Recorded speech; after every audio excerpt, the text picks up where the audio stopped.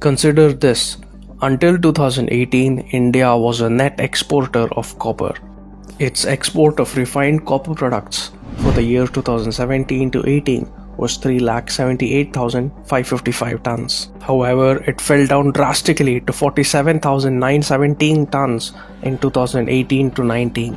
Replying to an unstarred question, Commerce and Industries Minister Piyush Goyal said that the domestic production and exports of refined copper declined due to the closure of Sterlite copper smelter plant in May 2018.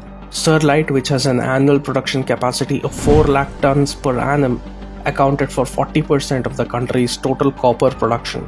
On the other hand, Pakistan's copper exports to China stood at $787 million in 2021, up from $35 million in 2017. That's more than a 2100% increase. Pakistan's copper exports has been unprecedented since the closure of Sterlite. This is not to convey that Sterlite's closure was a doing of China or Pakistan.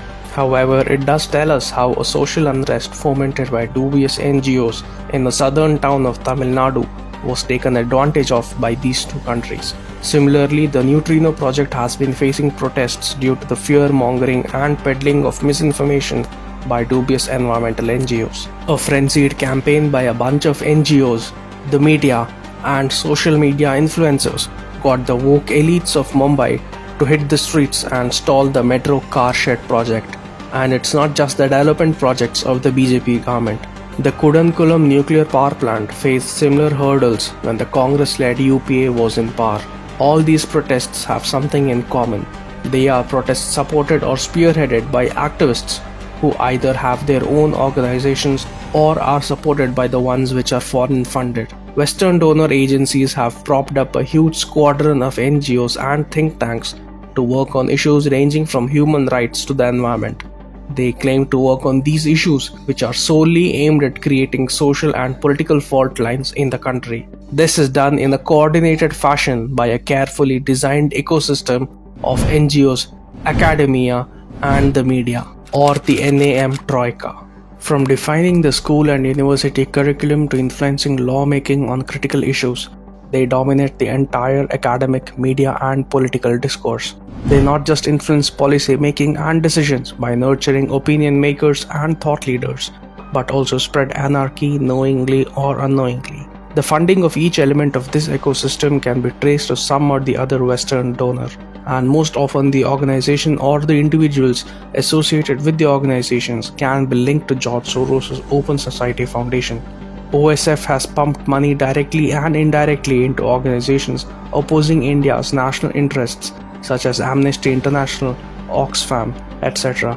Amartya Sen, who is known for being against the current regime, is part of the advisory council of an NGO, Namati, founded by OSF, which claims to work for environmental justice in India.